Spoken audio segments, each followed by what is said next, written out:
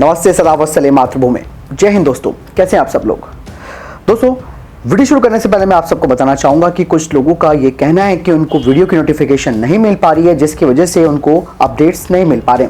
तो मैं आपको कहना चाहूंगा कि आप डायरेक्टली चैनल पर विजिट कीजिएगा और आप डिफेंस अपडेट्स यहाँ पर आपको मिल सकती हैं। तो चलिए समय ना गवाते हुए अपने डिफेंस अपडेट्स को शुरू करते हैं। सबसे पहले डिफेंस अपडेट की बात करते हैं तो वो आ रही है भारतीय नौसेना को लेकर। एलएसी पर टेंशन के बीच भारतीय नौसेना ने दुश्मन के ड्रोनों को मार गिराने के लिए इजराइल से हथियार प्रणाली खरीदने के अनुबंध को अंतिम रूप दे दिया है।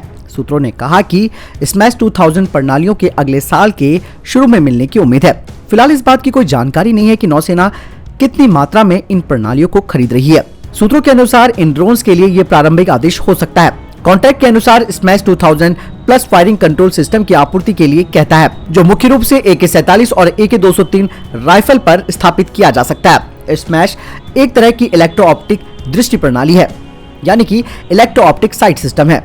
कंपनी ने कहा था कि स्मैश 2000 किसी भी तरीके के एरियल थ्रेट, खासकर की जो ड्रोन थ्रेट्स होते हैं, उनके खिलाफ ये हार्ड किट सॉल्यूशन है, जो किसी भी जमीनी या फिर हवाई लक्ष्यों को मार करने में सक्षम है। इजराइल के अनुसार ड्रोन खतरे से निपटने के लिए सिस्टम को अपडेट कर दिया गया है। स्मार्ट शूटर ने दावा किया है कि स्मैश 2000 प्लस में बिल्ट इन टारगेटिंग एल्गोरिथम है, जो पहली गोली के साथ 120 मीटर की उच्च गति पर बहुत छोटे ड्रोन को ट्रैक कर सकता है।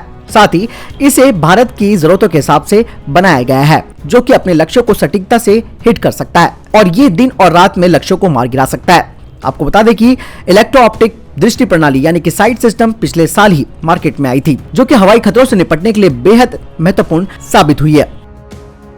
अगली खबर की बात करते हैं तो वो HJT-16 किरण जेट विमानों को लेकर आ रही है। दरअसल अब HAL ने ये प्लान किया है कि HJT-16 किरण को भारत अपने UAV विंगमैन प्रोग्राम में शामिल करेगा और HAL ने इसके लिए निविदाएं भी मंगाई हैं और पहली बार इसका खुलासा हुआ है। अब जो पुराने यानी कि vintage intermediate jet power trainer aircraft थे, उनका इस्तेमाल आने वाले समय में मानव रहित सशस्त्र ड्रोन प्रोग्राम के लिए किया जाएगा, जो कि इंडियन एयरफोर्स के फाइटर प्लेन के साथ मिलकर लड़ेंगे और हाई वैल्यू एनिमी टारगेट्स को ध्वस्त करेंगे। टेंडर के डॉक्यूमेंट्स बताते हैं कि HJT-16 किरण UAV इंटरनल और एक्सटर्नल पायलट स्विच करने में सक्षम होगा या फिर ये आर्टिफिशियल इंटेलिजेंस के द्वारा अपने आप मोड को संचालित कर पाएगा। HAL के अनुसार उनका जो मानव रहित विंगमैन अवधारणा है, जो कि 6 metre class low observer multipurpose unmanned combat air vehicle यानी कि UCAV, जिसका इंड्योरेंस टाइम करीबन 80 मिनट होगा और इसकी रेंज 800 किलोमीटर होगी। आर्टिफिशियल इंटेलिजेंस के साथ ये सशस्त्र दुश्मन के ड्रोन्स के खतरों को एंगेज करने के लिए फाइटर जेट्स के साथ करीबन 100 किलोमीटर आगे की उड़ान भरने के लिए इन्हें डिजाइन किया गया है।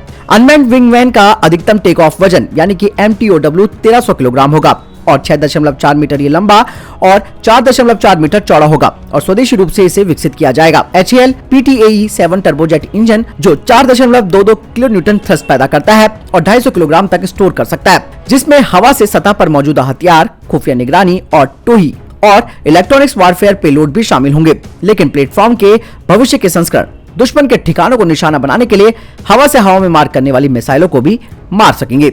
HAL ने कम लागत वाले प्लेटफॉर्मों को विकसित करने के लिए new space research and technology नामक की एक स्थानीय स्टार्टअप कंपनी के साथ समझौता किया है, जो पहले से ही इस काम पर रिसर्च कर रही है। यानी कि जो विंटेज पड़े हुए थे HJT-16 किरण जेट्स, अब उन पर UAV प्रोग्राम को स्थापित किया जाएगा, जो कि खास करके भारत का विंगमैन प्रोग्राम है और ऐसे में ये काफी बेहतरीन कदम माना जा सकता है, क्योंकि कम लागत पर एक बेहतरीन चीज हमें मिलेगी।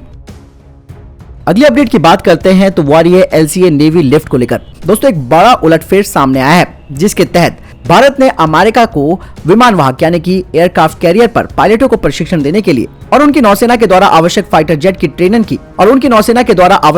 जेट ट्रेनर की पेशकश की है और भारत ने इसके लिए अमेरिका को पिच किया है। भारत ने US नेवी को अपने under graduate jet training system यानी कि UGTS के लिए पिच किया है। भारत ने स्वदेशी लाइट कॉम्बैक्ट एयरक्राफ्ट के फाइटर ट्रेनर यानी कि लिफ्ट संस्करण के लिए RFI का जवाब दिया है। इस प्रस्ताव पर LCA ने नौसेना संस्करण से भारतीय डेवलपर्स के द्वारा प्राप्त अनुभव को सामने लाया है, जिसमें कि इस जेट ने सफलतापूर्वक विमान वाहक पर अपना प्रदर्शन पूरा किया था, जबकि अमेरिका भी इस प्रस्ताव पर, जो कि भारत ने दिया है, उस पर मूल्यांकन कर रहा है। भारत ने अपनी एक विस्तृत परियोजना अमेरिका को भेजी है, जिसमें खास करके उन्नत एविनिक्स भी शामिल है, जो कि लिफ्ट LCA को कॉकपिट डिस्प्ले लेआउट से लेकर कंट्रोल परफॉर्मेंस करने के लिए लगभग सभी प्रकार के फाइटर जेट्स की मिमिक करने में सक्षम बनाते हैं।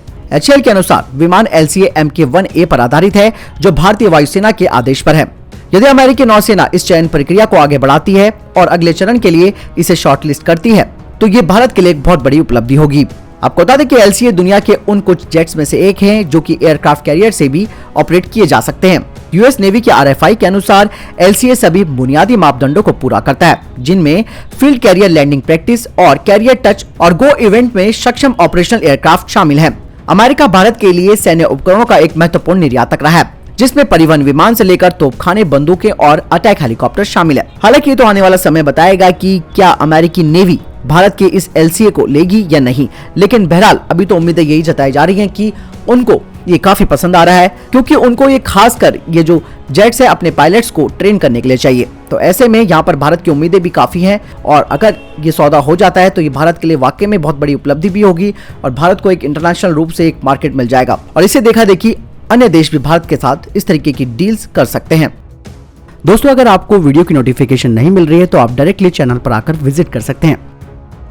अगली खबर की बात करते हैं तो वो तीसरे विमान वाहक पोत को लेकर आ रही है। जिस तरीके से हलचल चल रही थी कि तीसरे विमान वाहक पोत के लिए भारतीय नौसेना आगे जा रही है, लेकिन अब तीसरे विमान वाहक पोत को काफी महत्वपूर्ण बता दिया गया है। सूत्रों के अनुसार अभी भारत का ध्यान पनडुब्बियों पर है, जिसे सरकार जल्द ही परियोजना 75I के तहत 6 पारंपरिक पनडुब्बियों को रोल करने की जिसमें योजना बनाई गई है। एक अधिकारी ने कहा कि अब स्थिति पहले जैसी नहीं रह गई है, अब समय बदल चुका है।